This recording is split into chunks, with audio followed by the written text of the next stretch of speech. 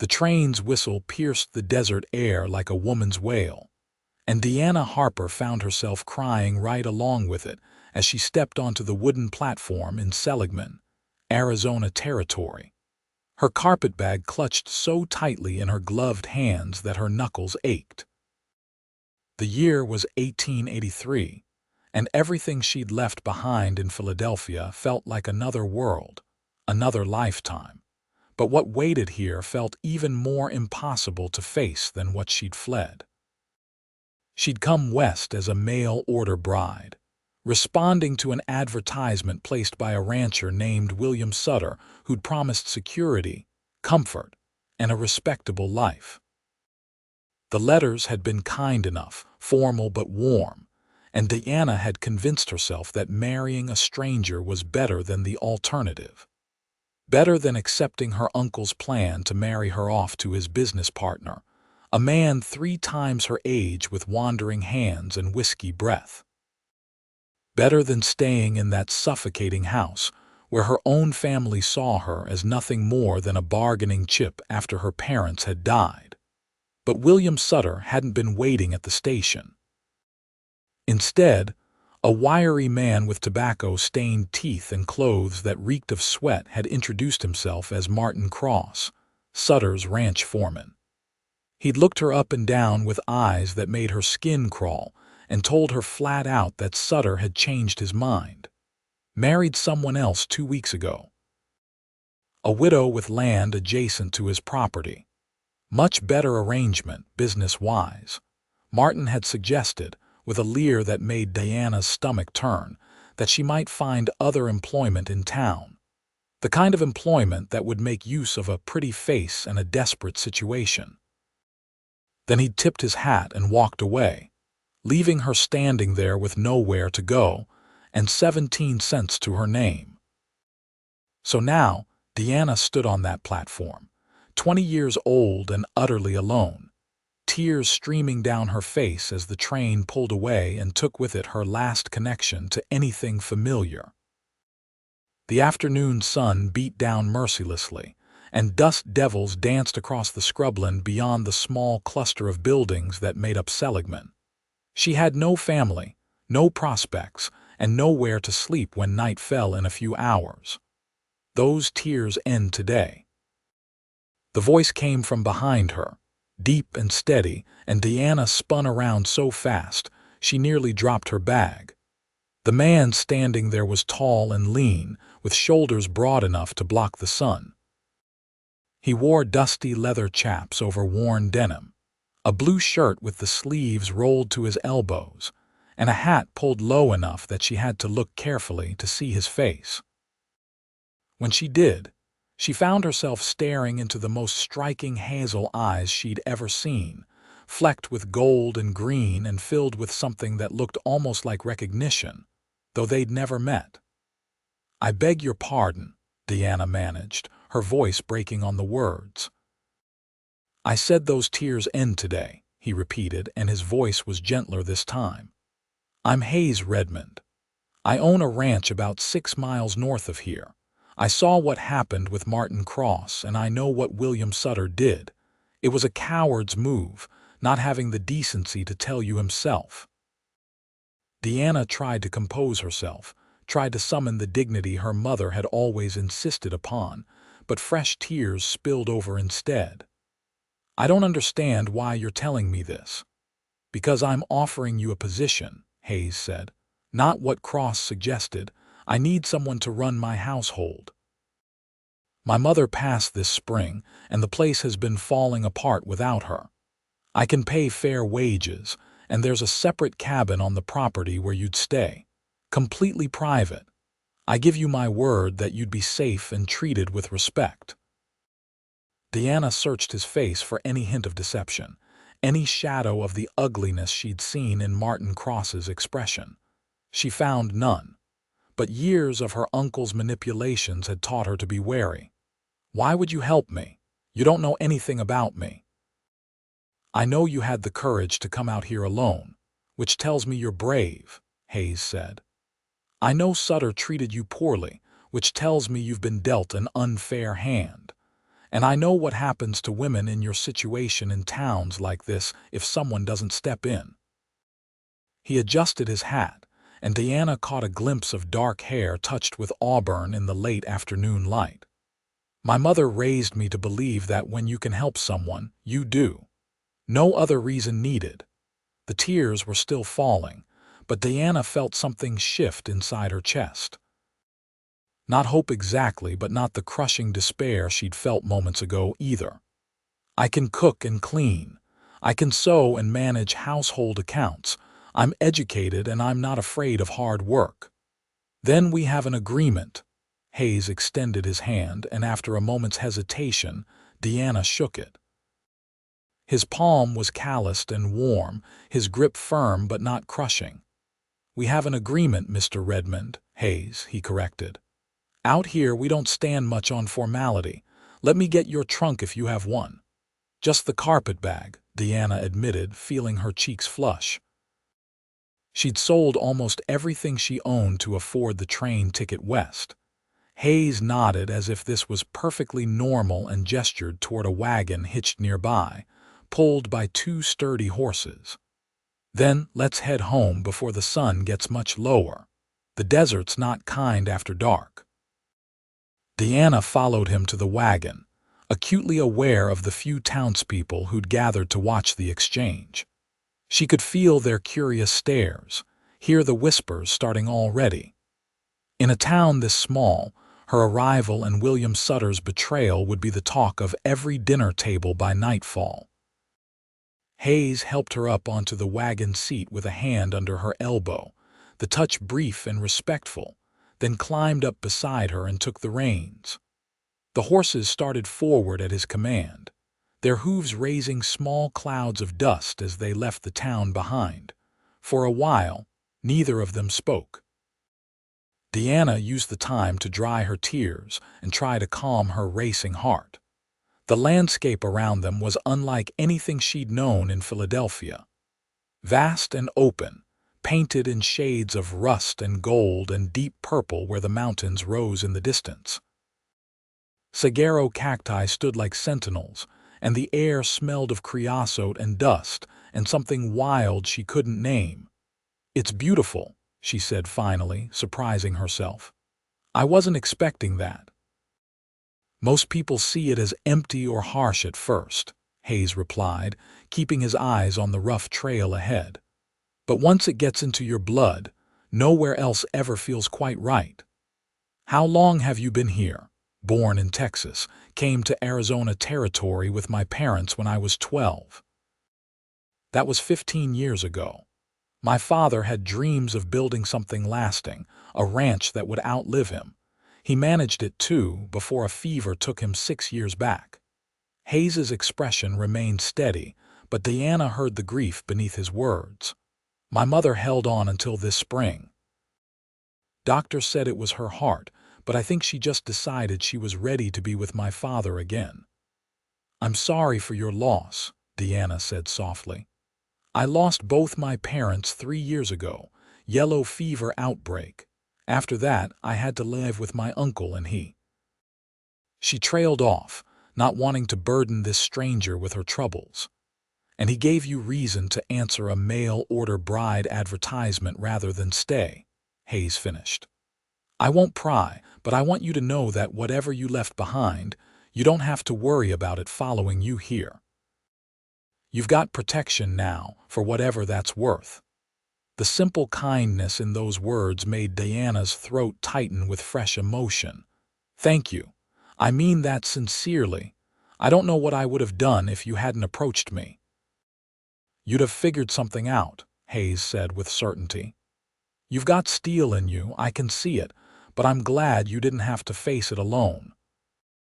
They rode on as the sun began its descent, painting the sky in brilliant oranges and pinks that seemed impossible, like something from a fever dream rather than real life.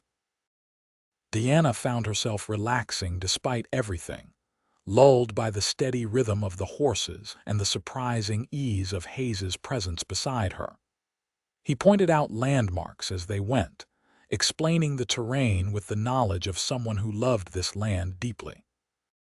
"That's Eagle Point," he said, indicating a rocky outcropping.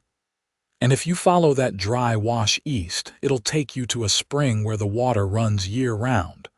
That's public land, so anyone can use it, but it's close enough to my property that we consider it part of our range." "How large is your ranch?" Deanna asked. "About 2,000 acres of deeded land, plus we run cattle on another 3,000 of open range. It's not the biggest operation in the territory, but it's solid. We run about 500 head of cattle, some horses. I've got 4 men who work for me regularly, and we hire on extra hands during roundup and drives." Deanna did quick calculations in her head. "That sounds like a successful enterprise." "It is," Hayes agreed. "My father chose the land well, and we've got good water sources. That makes all the difference out here. A ranch without water is just expensive dirt." He glanced at her, and she saw approval in his expression. "You've got a head for business. That'll serve you well managing the household accounts." "My father was a banker," Deanna explained. "He insisted I learn mathematics and bookkeeping. Said a woman needed to be able to protect herself financially, even if society pretended otherwise." Smart man. He was. Deanna felt the familiar ache of loss but pushed through it. "He would have hated my uncle. Would have hated what he tried to do to me." Hayes was quiet for a moment, then said carefully, "Your uncle the reason you've got that bruise on your wrist." Deanna's hand instinctively went to her left wrist, where her glove hid the fading marks from where her uncle had grabbed her the night she'd refused his business partner. She hadn't realized Hayes had noticed. "Yes." "Then I'm glad you got away," Hayes said, and there was steel in his voice now. "And I'm telling you again, you're safe now. Anyone tries to hurt you, they'll answer to me." The fierce protectiveness in his tone sent an unexpected warmth through Diana's chest. She barely knew this man, yet he was offering her something she hadn't had in years: genuine safety and respect. "I believe you." The ranch came into view as they crested a low rise, and Deanna caught her breath. It was larger than she'd expected, more established. The main house was built of adobe and wood, sprawling and solid-looking, with a deep porch that wrapped around at least 2 sides. Several outbuildings dotted the property, including what looked like a barn, a stable, a bunkhouse, and a smaller cabin set apart from the main house. "That's where you'll stay," Hayes said, pointing to the cabin. "It was my grandmother's place when she was still alive. She liked her privacy and her own space. It's got a bedroom, a small sitting area, and a stove. My mother kept it clean, used it for sewing and such, so it's in good condition."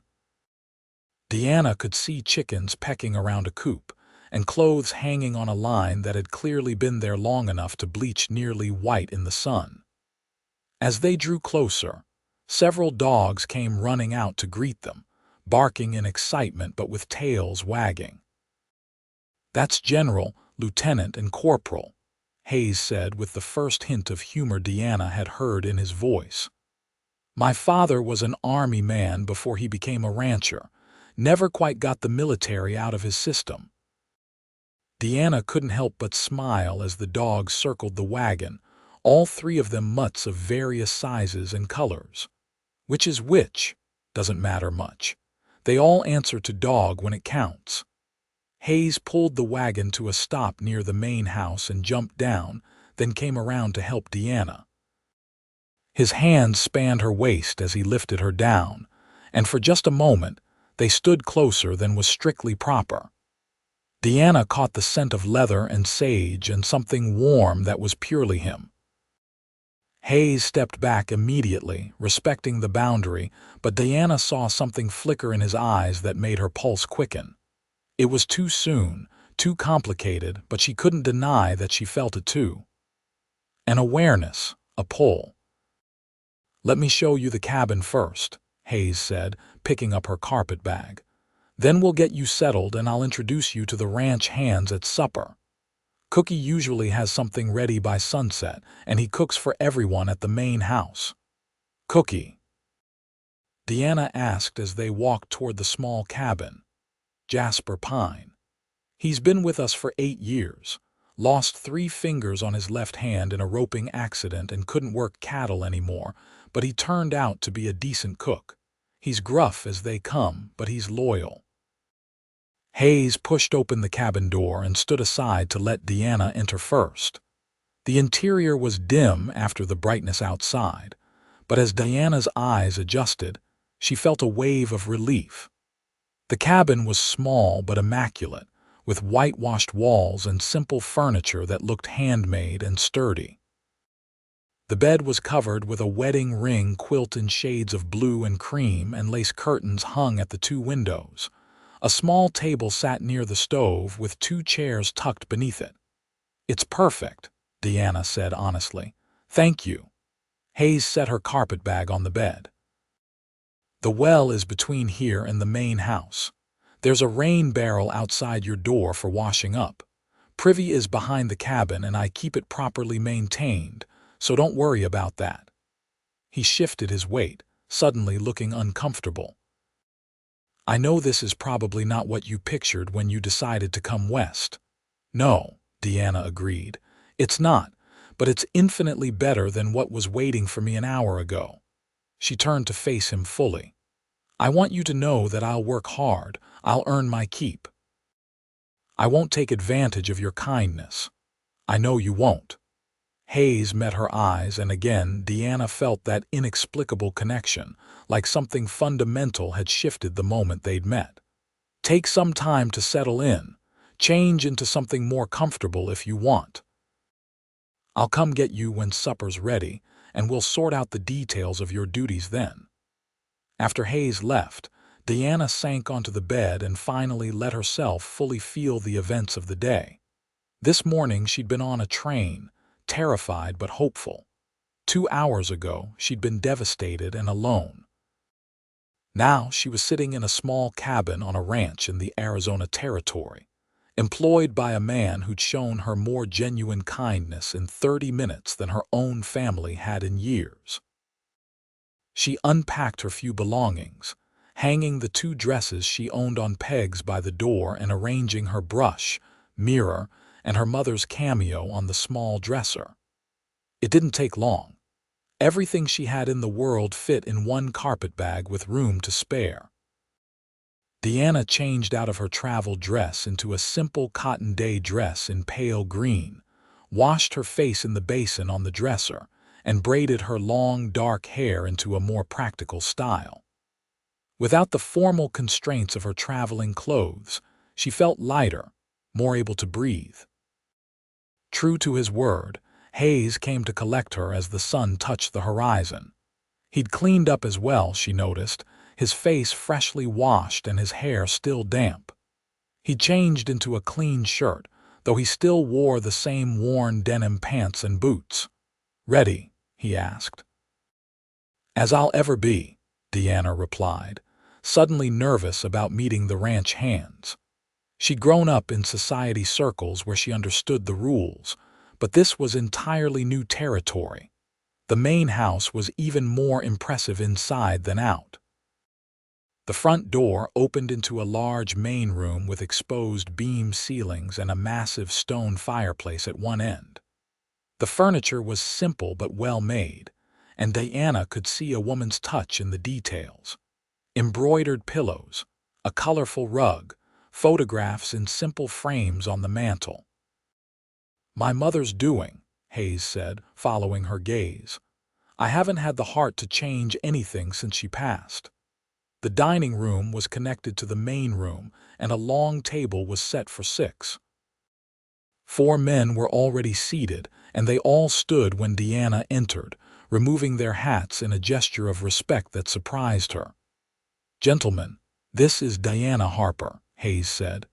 "She'll be managing the household from now on. Miss Harper, this is Jasper Pine, our cook." A barrel-chested man with gray hair and the promised missing fingers on his left hand nodded gruffly. "Miss, this is Tom Reynolds, my segundo. Hayes indicated a man in his 30s with kind eyes and sun-weathered skin. "Pleased to meet you, Miss Harper," Tom said warmly.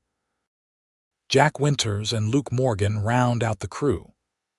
The last two men were younger, probably not much older than Deanna herself, and they both looked at her with open curiosity but not the leering assessment she'd feared. "It's nice to meet all of you," Deanna said, meaning it. Supper was a simple affair of beef stew, fresh bread and canned peaches, but after a day of travel with nothing but nerves in her stomach, Diana found it delicious. The conversation flowed easily, mostly talk of ranch business that Diana didn't fully understand yet, but found interesting nonetheless.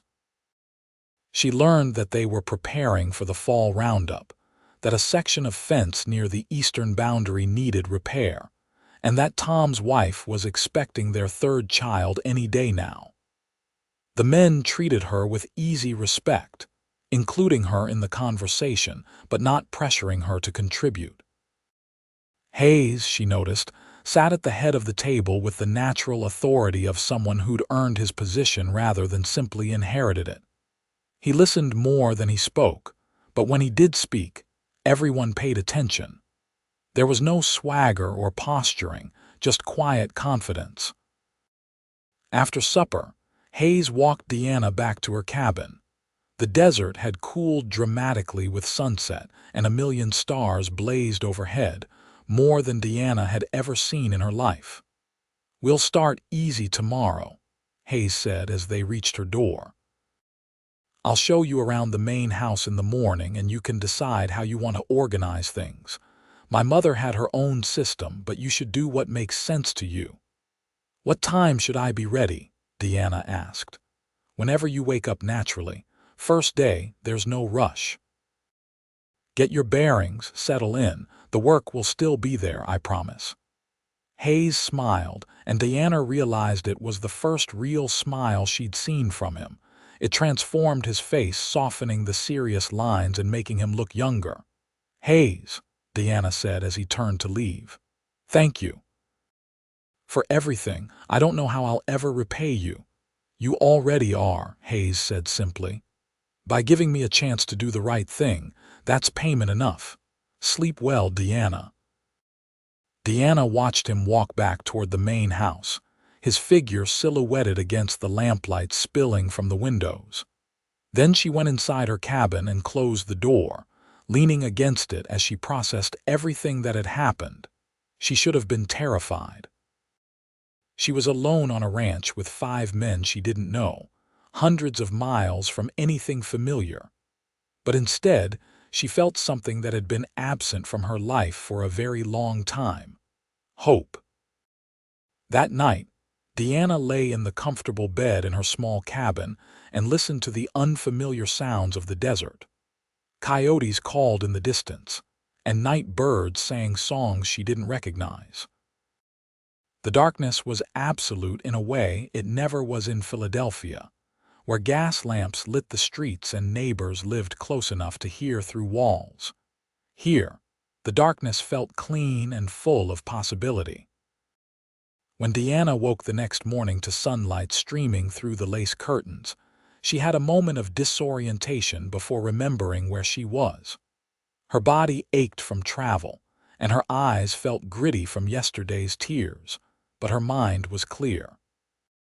She dressed carefully in her other decent dress, a navy blue cotton with small white flowers, and fixed her hair into a neat bun at the nape of her neck.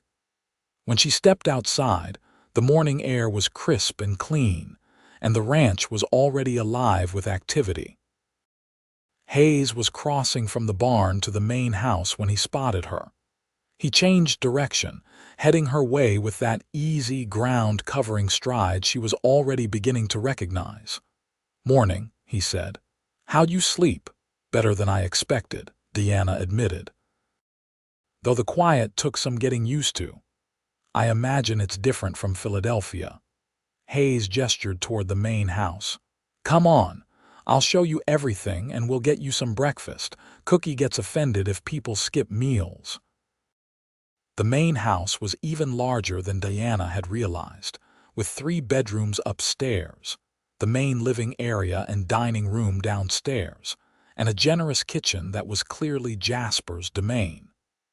The older man was already at work preparing what looked like enough food to feed an army. "Miss Harper," Jasper acknowledged with a nod. "Eggs, bacon, biscuits, all of it, please," Diana said, and earned an approving grunt. Hayes showed her through the house, explaining his mother's routines and preferences but making it clear that Diana should adapt them as she saw fit. "The main things are keeping the place clean and comfortable, managing the household accounts and ordering supplies, and preparing meals when Cookie's out with the men during roundup or drives." "That sounds manageable," Diana said, mentally cataloging tasks. The house was well maintained, but showed the signs of several months without a woman's regular attention. Dust had accumulated in corners, and some of the rooms had a musty, unused smell. "My mother also used to tend a garden out back," Hayes continued, leading her to a window that overlooked a plot of land behind the house. "It's mostly gone wild now, but the soil's good and there's irrigation from the well. She grew vegetables, herbs, some flowers." Diana looked at the overgrown space and saw potential. "I could restore it. My mother loved gardening. She taught me. If you want to, I'd appreciate it. Fresh vegetables were something I didn't realize I'd miss so much." Hayes leaned against the window frame, and Diana was struck again by how comfortable he seemed in his own skin, how he moved through his space with easy confidence. They spent the rest of the morning going through the household accounts, which Hayes kept in a neat ledger in the small office off the main room. Diana was impressed by how organized everything was, how carefully he tracked expenses and income. "You're meticulous," she observed. "Have to be," Hayes replied. "Ranching's a business where the margins can be thin. One bad season, one mistake in planning, and you can lose everything." He showed her the system for ordering supplies from town, the arrangements with local merchants, and the schedule for various household needs. By midday, Diana's head was spinning with information, but she felt confident she could handle the work. More than that, she felt excited about it. This was real responsibility, important work that mattered, not the endless social calls and needlework that had filled her days in Philadelphia. "Let's take a break," Hayes suggested. "I'll show you around the ranch proper, introduce you to the livestock." They spent the afternoon walking the immediate area around the main buildings. Diana met the chickens, who provided eggs, and the milk cow, who Jasper had named Bessie with characteristic originality. Hayes showed her the vegetable cellar, cool and dark and surprisingly well stocked with preserved foods from the previous year. The barn was huge and smelled of hay and horses and leather. A dozen horses occupied the stalls, including Hayes's personal mount, a big bay gelding named Copper. "He's beautiful," Diana said, admiring the horse's burnished coat. "Want to meet him?" Hayes asked. Diana hesitated. She'd been around horses in Philadelphia, but only pulling carriages, never up close like this. "I don't know much about horses. Come on, I'll show you." Hayes opened the stall door and led Diana inside. Copper nickered softly and pushed his nose toward Hayes, who scratched behind the horse's ears with obvious affection. "Hold your hand flat like this," Hayes demonstrated. "Let him sniff you. Horses are like people. They need to get to know you before they trust you." Diana copied his pose, holding her hand steady even though her heart raced. Copper's nose was soft as velvet as he investigated her hand, his breath warm against her palm. After a moment, he bumped his head against her shoulder, nearly knocking her off balance. Hayes laughed and steadied her with a hand on her back. "That means he likes you. He doesn't do that with just anyone." "Really?" Diana felt absurdly pleased. "Really? Copper's a good judge of character." Hayes was still standing close, his hand still on her back, and Diana became acutely aware of the warmth of his body, the way her head barely reached his shoulder. How easy it would be to lean into that strength. She stepped back, flustered, and Hayes dropped his hand immediately, respecting the distance. But something had shifted between them. Some boundary had been acknowledged, if not quite crossed. They finished the tour and returned to the main house, where Diana helped Jasper with supper preparation. The older man was gruff but not unkind, and he appreciated that Diana actually knew her way around a kitchen. "Mrs. Redmond used to make bread twice a week," Jasper said as they worked. "Haven't had decent bread since she passed. Mine turns out like rocks." "I can make bread," Diana offered. "My mother's recipe. It's quite good." "We'll see," Jasper said skeptically, but Diana caught a glimmer of hope in his eyes. That evening after supper, Diana sat on the small porch of her cabin and watched the sun set over the desert. The sky put on another spectacular show, and she felt something in her chest begin to unknot, some tension she'd been carrying for years without realizing it. Hayes approached as the last light faded, carrying a bundle of blankets. "Nights get cold," he explained. "Thought you might need extra blankets." "Thank you." Diana took them, their fingers brushing in the exchange. "Hayes, can I ask you something?" "Of course." "Why did you never marry? A man with a ranch like this, I'd think you'd have had plenty of opportunities." The question was perhaps too personal, but Diana found she genuinely wanted to know. Hayes was quiet for a moment, considering. "I suppose I never found someone I couldn't imagine living without. My parents had that deep partnership, and I didn't want to settle for less. Plus, running a ranch doesn't leave a lot of time for courting." He met her eyes. "What about you? You're beautiful and educated. Surely you had options besides becoming a mail-order bride." Diana felt her cheeks heat at the compliment. "My uncle controlled my inheritance and my prospects.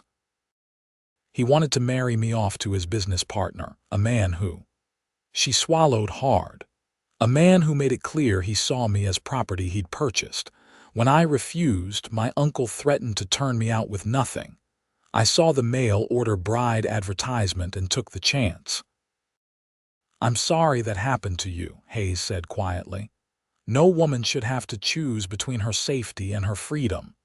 "No," Diana agreed, "but I think maybe it brought me where I was supposed to be." The words surprised her even as she spoke them, but they felt true. Hayes's expression softened. "I'm glad you're here, Diana. I mean that." After he left, Diana wrapped herself in the blankets and watched the stars emerge one by one. She thought about the strange turns life could take, how yesterday's disaster had become today's unexpected gift.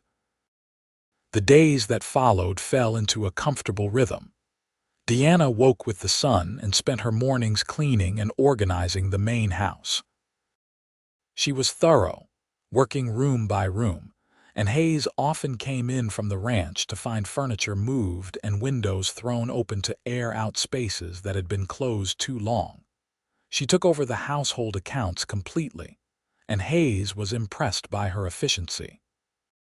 She negotiated better prices with the merchants in town when they went in for supplies, and she found ways to stretch their resources without sacrificing quality. True to her word, Diana began baking bread twice a week. The first loaves were good, but by the third week, she'd adjusted for the desert climate and altitude, and the bread was perfect. Jasper actually thanked her, which Hayes said was the highest compliment the older man was capable of giving. Diana also restored the garden, spending her afternoons working in the rich soil, coaxing vegetables and herbs back to life. Hayes helped when he could, though he admitted he didn't have his mother's gift with growing things. "You've got it, though," he said one afternoon, watching Diana carefully transplant tomato seedlings she'd started from saved seeds. Everything you touch seems to flourish." Diana looked up at him, shading her eyes against the sun, and smiled. "I like making things grow. It feels hopeful." As the weeks passed, Diana and Hayes fell into an easy companionship. They often ate breakfast together before Hayes headed out for the day's work, discussing ranch business and household matters. Diana found herself looking forward to those mornings, to the quiet conversation and Hayes's steady presence. She was also learning the rhythms of ranch life. She understood now why the men talked about water rights and grazing permits with such intensity. She learned to read the sky for rain, though Hayes said it rarely came. She began to recognize the different calls of the birds and the tracks of various animals in the dust. Tom's wife had her baby, a healthy boy they named Matthew, and Diana went with Hayes to visit, bringing food and offering help. She held the tiny infant and felt a pang of longing for things she'd assumed she'd never have. A family, children, a real home. When Hayes drove her back to the ranch that evening, he was unusually quiet. Finally, as they approached the main buildings, he said, "You were good with the baby. Natural." "I like children," Diana admitted. "I always thought I'd have my own someday before."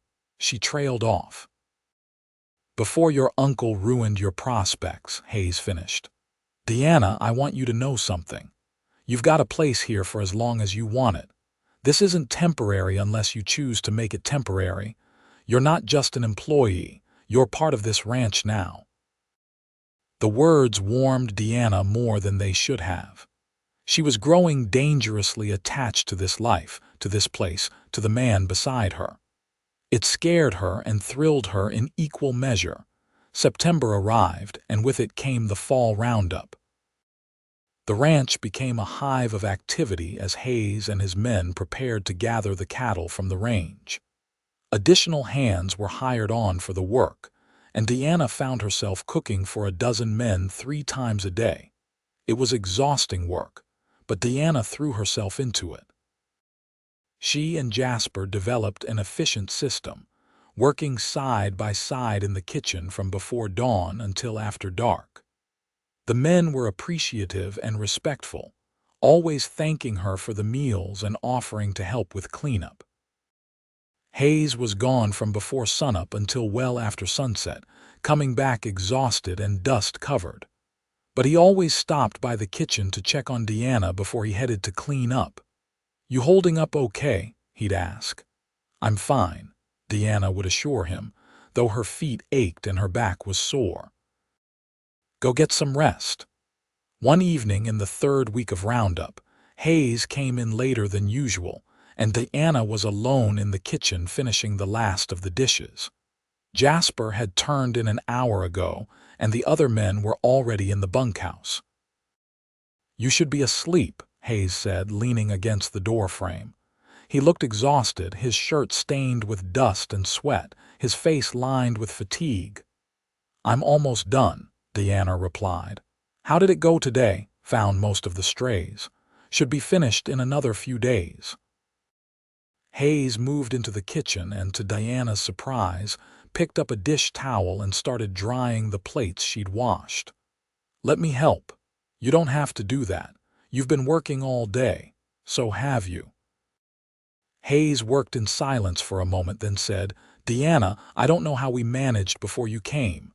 You've transformed this place." "I'm just doing my job," Diana protested. "No," Hayes said firmly. "You're doing far more than that. You care about this ranch, about the people here. That's not something you can hire. That comes from the heart." Diana set down the plate she'd been washing and turned to face him.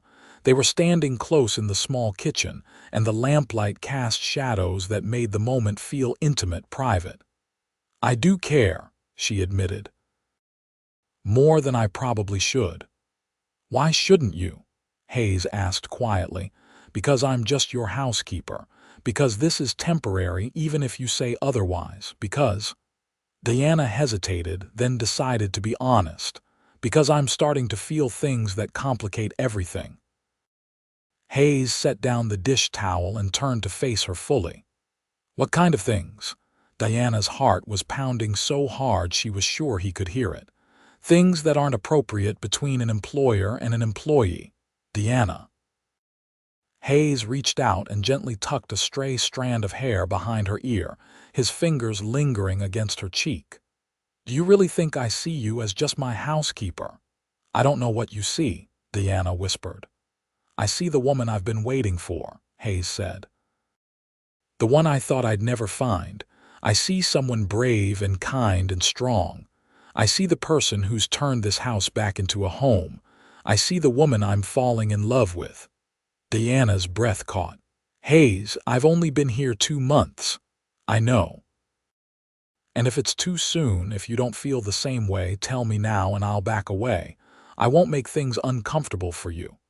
But even as he said it, his hand remained against her cheek, his thumb gently stroking her skin.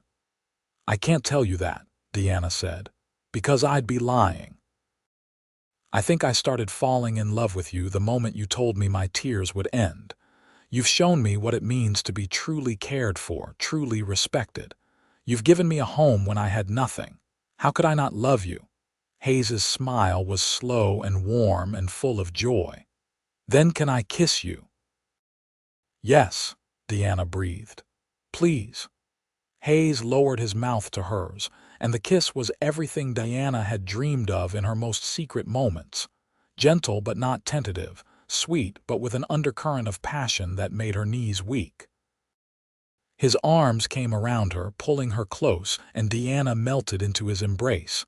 When they finally broke apart, both breathing hard, Hayes rested his forehead against hers. I've wanted to do that for weeks. Why didn't you? Diana asked.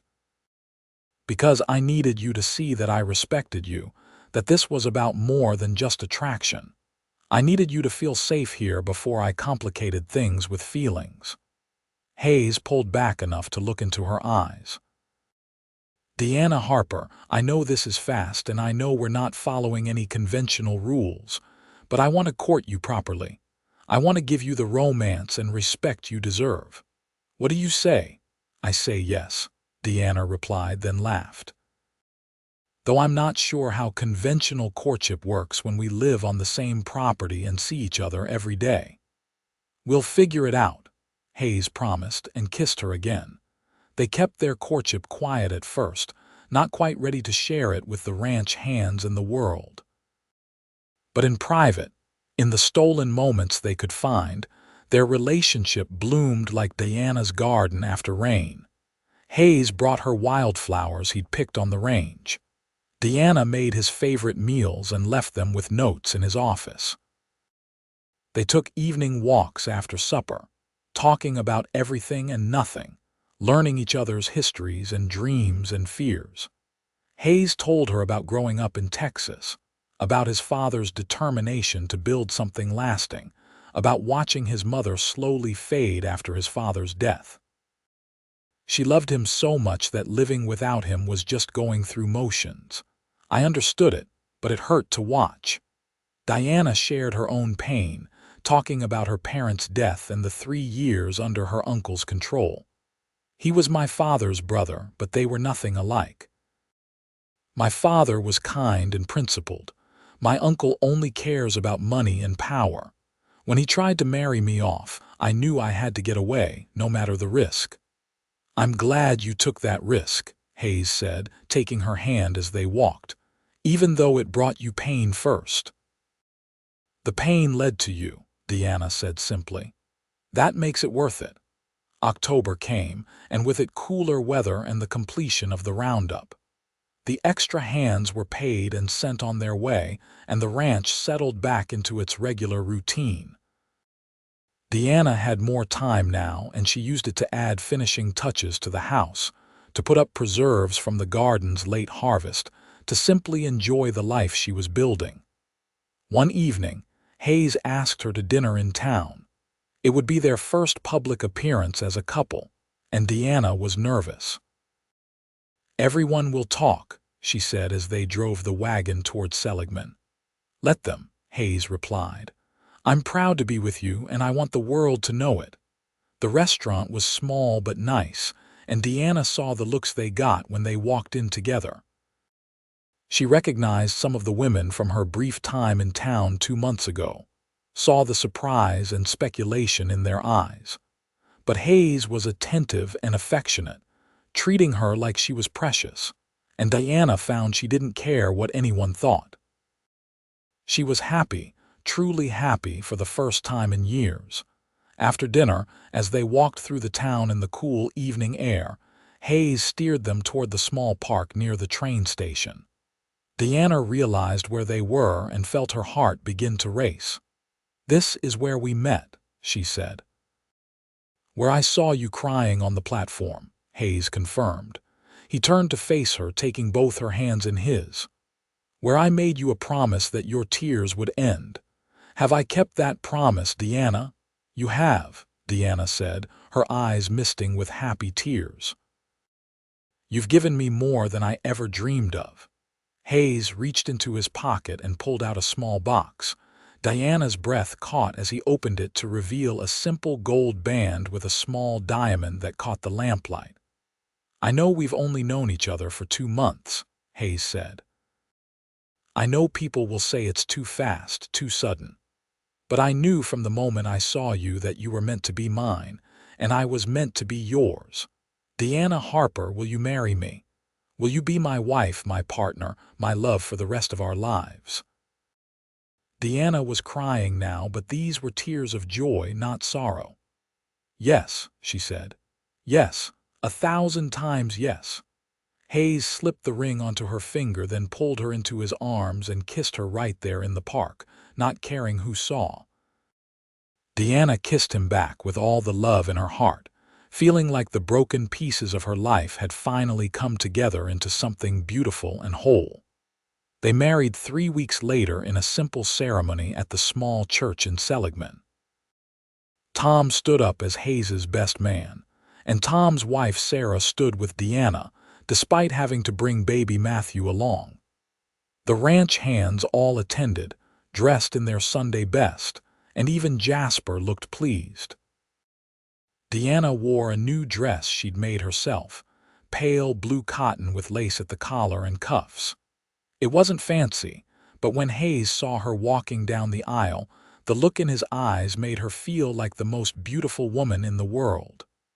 "I love you," he whispered as they stood before the minister. "I love you too," Deanna whispered back. The ceremony was short and sweet, and when the minister pronounced them husband and wife, Hayes kissed her with a tenderness that made Deanna's heart swell. They were married, truly married, and this time it was to a man she'd chosen, a man she loved with everything in her. The ranch hands had arranged a small celebration back at the ranch, with food and music and dancing in the barn. It was simple and joyful, and Diana felt surrounded by people who'd become family. That night, after the celebrations ended and the guests had gone home, Hayes carried Diana over the threshold of the main house. She'd moved her things in earlier that day, merging her small collection of belongings with his in the bedroom that had belonged to his parents. "Are you happy?" Hayes asked, setting her down gently. "Happier than I knew was possible," Deanna replied honestly. She reached up and touched his face, still marveling that this good, strong, honorable man was her husband. "Thank you for saving me that day." "You saved me too," Hayes said. "This house was becoming a tomb of memories. You brought it back to life. You brought me back to life." He kissed her forehead, her cheeks, her lips. "I promise to spend every day showing you how much you mean to me." Their wedding night was tender and passionate, a joining not just of bodies but of souls. Hayes was gentle with Deanna, taking his time, making sure she felt loved and cherished. And when they finally came together completely, Diana felt like she'd found the other half of herself, the piece that had been missing all along. The first year of their marriage was a time of adjustment and joy. Deanna continued managing the household, but now as the lady of the ranch rather than just the housekeeper. She found she enjoyed the role. enjoyed being Hayes's partner in every sense of the word. They made decisions together, about the ranch, about their home, about their future. Hayes valued her opinion and often sought her counsel, treating her as an equal in ways Deanna's uncle never would have believed possible. The ranch prospered under their joint management. Diana's careful oversight of the account saved money, and Hayes's skill with cattle and horses brought in good profits. They paid off some of the ranch's remaining debts and began to build real financial security. In the spring, Deanna discovered she was pregnant. She told Hayes one morning over breakfast, watching nervously as the news registered on his face. "A baby," he said, his voice full of wonder. "We're going to have a baby in the fall," Deanna confirmed. "Are you happy?" Hayes came around the table and pulled her into his arms, holding her like she was made of glass. "Happy doesn't even begin to cover it. You've given me everything, Deanna, everything I didn't even know I wanted." The pregnancy was healthy but not easy. The summer heat was brutal, and Deanna struggled with exhaustion and nausea. Hayes was attentive and worried, sometimes frustratingly overprotective. "I'm not made of porcelain," Deanna said one afternoon when Hayes had, for the third time that day, tried to stop her from working in the garden. "I know," Hayes replied, "but you're carrying my child, our child. That makes you precious cargo." Deanna softened, seeing the genuine concern in his eyes. "I'll be careful, I promise. But I need to keep moving, keep working. It helps." Their son was born in late October, a year after Hayes had proposed. The labor was long and difficult, and Hayes paced the house like a caged animal while the midwife from town attended to Deanna. When he finally heard the baby's cry, he burst into the bedroom despite the midwife's protests. Deanna was exhausted and pale but smiling as she held their son. "Come meet him," she said softly. Hayes approached the bed with something like reverence, looking down at the tiny red-faced infant in Deanna's arms. "He's perfect," Hayes whispered. "You're perfect. How do you feel? Tired? Sore?" "Happy." Deanna shifted the baby carefully. "Do you want to hold him?" Hayes took his son with the careful grip of someone handling something infinitely precious. The baby fit in his large hands, so tiny and vulnerable, and Hayes felt his eyes sting with tears. "Thank you," he said to Deanna. "Thank you for him, for everything." They named him Henry after Hayes's father, and the baby became the center of their world. Hayes was a devoted father, often found walking the floor with Henry late at night when the baby fussed, singing soft lullabies his own mother had sung to him. Deanna watched her husband with their son and fell in love with him all over again. This strong, capable rancher was so tender with their child, so patient and loving. As Henry grew from infant to toddler, the ranch continued to thrive. Hayes hired another hand, and they expanded their herd. Deanna's garden produced bountifully, and she began selling preserved goods in town, adding another income stream. Life wasn't always easy. There were harsh winters and dry summers. There was the time Henry got sick with a fever that had both Deanna and Hayes terrified until it finally broke. There were disagreements about money and management, though they always worked through them. But through it all, their love deepened and grew. Hayes never stopped courting Deanna, even after years of marriage. He still brought her wildflowers, still told her she was beautiful, still held her like she was the most precious thing in his world. Deanna made sure Hayes knew how much she appreciated him, how much she valued the life they'd built together. She supported his dreams for the ranch and contributed her own ideas and energy to their shared goals. When Henry was 3, Deanna gave birth again, this time to a daughter they named Grace. Hayes cried when he held her for the first time, this tiny girl with Deanna's dark hair and his hazel eyes. "We're blessed," he said that night, sitting beside Deanna's bed with baby Grace asleep in his arms and young Henry curled against Deanna's side. "I look at our family, at everything we have, and I can't believe this is my life." "It's real," Deanna assured him. "It's our real, beautiful, messy, perfect life." 2 years later came another son, Daniel, and their family felt complete. The main house rang with children's laughter, with the sounds of life and love and family. The loneliness that had haunted it after Hayes's mother died was gone, replaced by warmth and joy. Hayes expanded the ranch house, adding more bedrooms and a larger kitchen. Deanna filled the spaces with love and comfort, creating a home that was welcoming and lived in. The walls were covered with children's drawings and family photographs. The furniture showed the wear of active children, and Deanna wouldn't have changed a thing. One evening, nearly 10 years after Diana had first arrived in Seligman, she and Hayes sat on the porch watching the sunset while their children played in the yard. Henry was 12 now, already showing signs of his father's height and strength. Grace was 7, all energy and curiosity. Daniel was 5, the baby of the family and still slightly spoiled by everyone. "You ever think about that day at the train station?" Hayes asked, his arm around Diana's shoulders. "Sometimes," Deanna admitted. "I remember how scared I was, how hopeless everything felt. And then you appeared and everything changed." "You changed my life too," Hayes said. "This house was so empty before you came. I was just going through motions, running the ranch because it's what I was supposed to do. You gave me a reason. You gave me a family, a real home, a future." Deanna leaned into him, feeling the solid warmth of his body against hers. "I was just thinking earlier about something you said that day. You told me those tears would end." "And did they?" Hayes asked.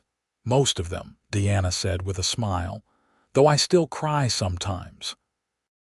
Happy tears when I watch you with the children. Grateful tears when I think about how lucky I am. Those kinds of tears." "Those are the best kind," Hayes agreed. He kissed the top of her head. "I love you, Deanna Redmond, more today than yesterday, less than tomorrow." "I love you too," Deanna replied. "Thank you for keeping your promise. Thank you for ending those tears of despair and replacing them with tears of joy." They sat together as the desert sky turned brilliant colors, as their children played and laughed, as another day ended on the ranch they'd built together.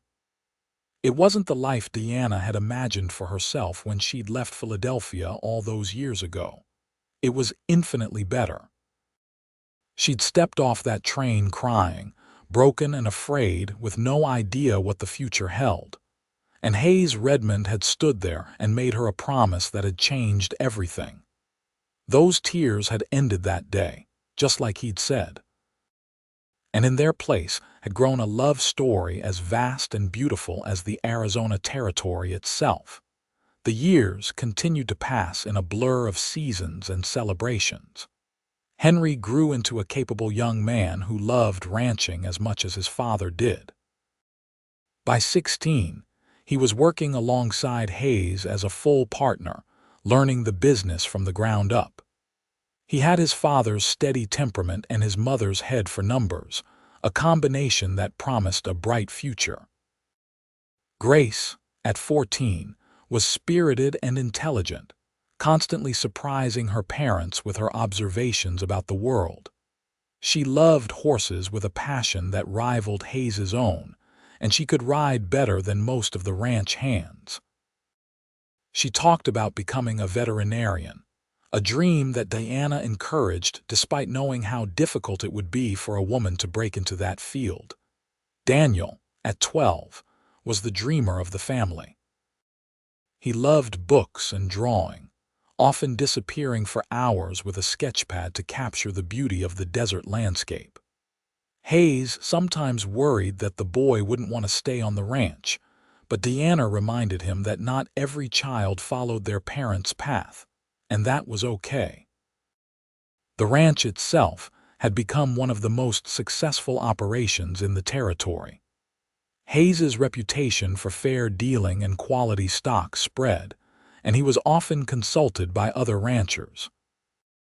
Diana's management of the household and her various enterprises, including a thriving business selling preserves and baked goods to restaurants in Seligman and beyond, added significantly to their income. They'd built something lasting, something that would outlive them both. The Redmond Ranch was a testament to hard work, smart planning, and the strength of partnership. One spring day, when Diana was 34 and Hayes was 39, they took a rare trip alone to Seligman, leaving the children in Jasper's capable if grumbling care. They visited the merchants, handled some business, and then Hayes drove them to the train station. "Why are we here?" Diana asked as Hayes helped her down from the wagon. "I wanted to show you something," Hayes said, leading her to the platform. "Stand right here." Diana stood where Hayes indicated, and suddenly she realized where she was. This was the exact spot where she'd stood 15 years ago, crying and alone and terrified. The place where her new life had truly begun. Hayes stood a few feet away, just as he had that day. "I look at you standing there and I remember the woman I saw that afternoon. She was scared but brave, hurt but hopeful, beautiful even in her tears." Diana felt her eyes mist. "Hayes, what is this about?" "It's about remembering," Hayes said, closing the distance between them. "It's about making sure you know that I see that moment as the most important of my life. The moment I met you. The moment I knew somehow that you'd be mine and I'd be yours." He reached into his pocket and pulled out a small box, and Diana laughed through her tears. "Hayes Redmond, are you proposing to me again? We've been married for 14 years. "I am," Hayes said, opening the box to reveal a new ring, more elaborate than the first simple band. "Because I want you to know that I'd choose you again. Every single day I'd choose you. You've given me the best years of my life. You've made me a better man. And I love you more now than I did the day we married, which I didn't think was possible." Diana held out her hand, tears streaming freely now. "Yes, again and always yes." Hayes slipped the new ring onto her finger beside the original wedding band, then pulled her into his arms right there on the platform, just as he had the night he'd proposed. He kissed her deeply, and Diana kissed him back with all the love of their 15 years together. When they finally broke apart, Diana was laughing and crying at the same time. "You're a romantic, Hayes Redmond." "Only for you," Hayes replied, wiping away her tears with his thumbs. "Those tears end today, remember? I made you that promise." "And you've kept it," Diana said. "Every single day, you've kept it."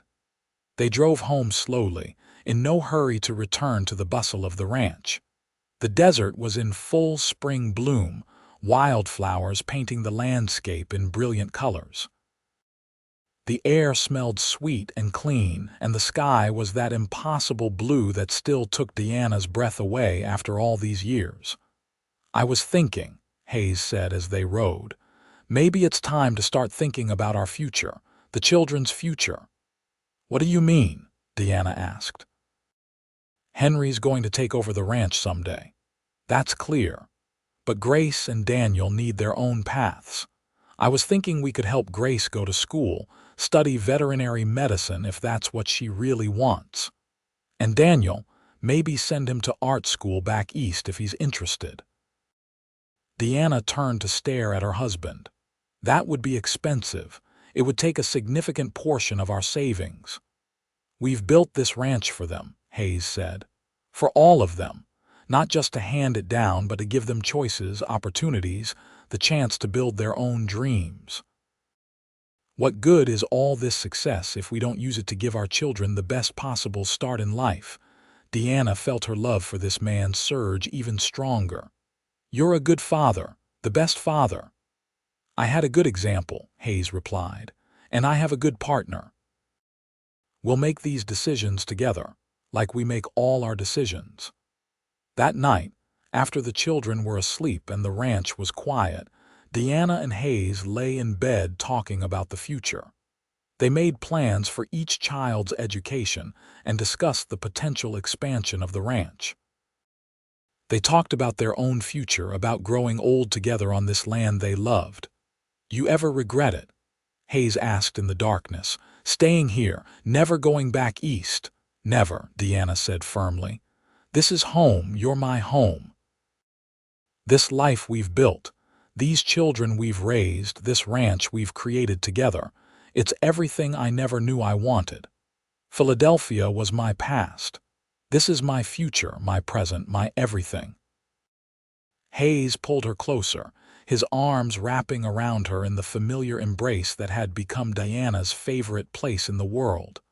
"I love you, Deanna, more than words can express." "I love you too," Deanna whispered. "Thank you for saving me. Thank you for loving me. Thank you for giving me this beautiful life." The years continued their relentless march forward. Henry married a neighboring rancher's daughter, a smart young woman named Emma, who proved to be an excellent addition to the family. They built a house on the far edge of the Redmond property and started their own family, giving Hayes and Deanna their first grandchildren. Grace did go to school, fighting her way into a veterinary program in California despite the resistance to female students. She graduated near the top of her class and returned to Arizona Territory to start the first veterinary practice in the region run by a woman. She never married, claiming her animals were all the family she needed, but she was happy and fulfilled. Daniel went to art school in New York and found success as an illustrator, his work appearing in books and magazines. He married a fellow artist, and they split their time between New York and Arizona, coming home for long visits that filled the ranch house with creative energy. Hayes and Deanna aged gracefully together, their love deepening with every passing year. Hayes's hair turned silver, and lines formed around his eyes from years of squinting into the desert sun. Deanna's dark hair gained threads of white, and her hands showed the work of decades of cooking and gardening. But to Hayes, Deanna was still the beautiful woman he'd seen crying on the train platform. And to Deanna, Hayes was still the cowboy who'd promised to end her tears and had spent every day since keeping that promise. On their 30th wedding anniversary, their children and grandchildren gathered at the ranch for a celebration. The house was full of noise and love, 3 generations of Redmonds laughing and talking and sharing stories. That evening, as the party wound down, Hayes and Deanna slipped away to their favorite spot, a small rise behind the house that overlooked the ranch and the desert beyond. They sat together on the bench Hayes had built there years ago, watching the sunset paint the sky in familiar, brilliant colors. 30 years, Deanna said softly. "Sometimes it feels like yesterday, sometimes it feels like forever." "The best 30 years of my life," Hayes replied, his arm around her shoulders. "I look at everything we've built, everyone who's here because we found each other, and I'm overwhelmed with gratitude." "Our children are happy," Deanna observed. "That's all I ever wanted, happy, fulfilled, loved." "Like their mother," Hayes said. "Are you happy, Deanna? Truly happy?" Deanna turned to look at her husband, this man who'd given her everything, who'd loved her through good times and hard times, who'd been her partner and lover and best friend for 3 decades. "Happier than I ever imagined possible. You kept your promise, Hayes. You told me those tears would end, and they did. You gave me a life full of joy and love and meaning." "We gave that to each other," Hayes corrected gently. "You saved me just as much as I saved you. This ranch, this life, it all means something because you're in it." They sat in comfortable silence as the stars began to emerge one by one against the deepening blue of the sky. From the house behind them came the sounds of their family, their legacy, the proof that love could triumph over fear and despair. Diana thought about that young woman who'd stepped off the train crying, with nothing but a carpet bag and a broken heart. She'd been so afraid, so uncertain. But she'd also been brave enough to take Hayes's hand, to trust a stranger's promise to build a life in a harsh and beautiful land. "What are you thinking about?" Hayes asked. "About how far we've come," Diana replied. "About how one moment of kindness changed everything. About how grateful I am that you saw me that day, that you cared enough to help." "I almost didn't," Hayes admitted, and Diana looked at him in surprise. "I'd come to town for supplies and I was running late.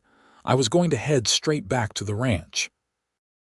But something made me look over at the platform and I saw you standing there crying and I couldn't just leave. Something in me recognized something in you." "Fate," Diana said. "Love," Hayes countered. "Even before I knew you, I loved you. I saw your strength, your courage, your heart. And I knew I wanted to spend my life making sure you never had reason to cry like that again." Diana leaned her head against his shoulder, feeling the steady beat of his heart. "You succeeded. Every tear I've cried since that day has been a good tear. Joy, gratitude, happiness. You transformed my tears, Hayes. You transformed my life." Hayes kissed the top of her head, and they sat together as darkness fell and the desert cooled around them. Behind them, their house glowed with warm light and rang with the sounds of family. Before them, the land they'd built their life upon stretched into the darkness, familiar and beloved. More years passed, as they inevitably do. Hayes and Diana grew older, their bodies slowing but their love never diminishing.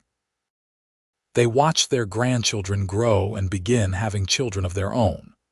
The ranch continued to prosper under Henry's management, with Grace and Daniel contributing in their own ways.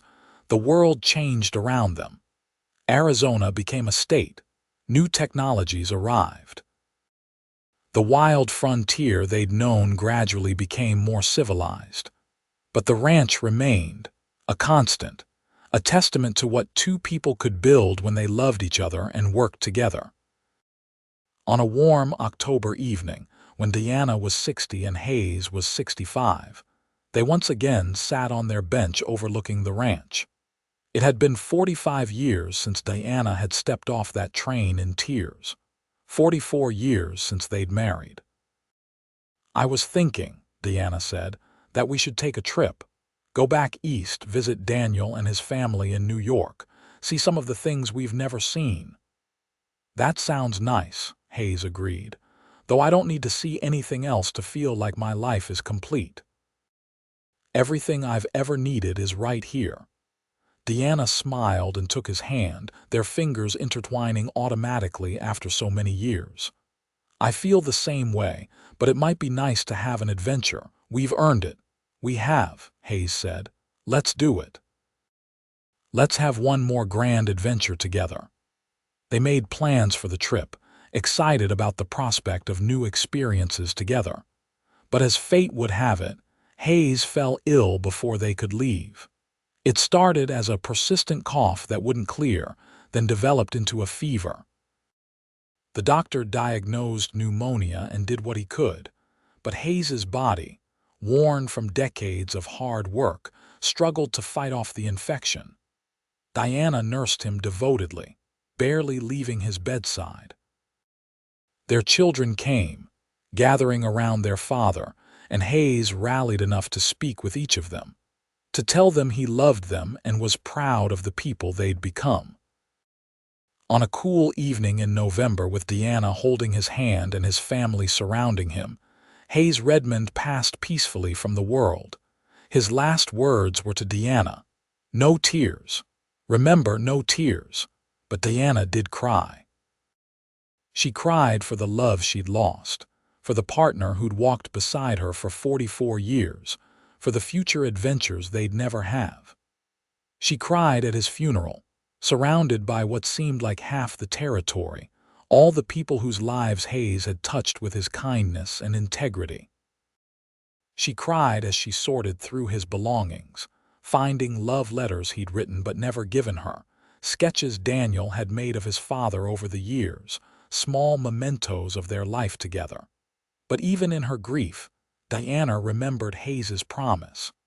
Those tears end today. He hadn't meant that she'd never cry again. He'd meant that the tears of despair, of hopelessness, of fear, those tears had ended the day they met. The tears she cried now were different. They were tears of love, of gratitude for the years they'd had, of missing someone who'd meant everything. Diana continued living at the ranch, surrounded by her children and grandchildren. She found comfort in their love, in the continuation of the life she and Hayes had built. She tended her garden, managed the household accounts, and spent long evenings telling her grandchildren and great-grandchildren stories about their grandfather. "He was the best man I ever knew," she'd tell them. "He saw me crying on a train platform, and he told me those tears would end. And they did. He gave me 44 years of happiness, of love, of partnership. That's a gift beyond measure." Diana lived to be 78, active and sharp-minded until the very end.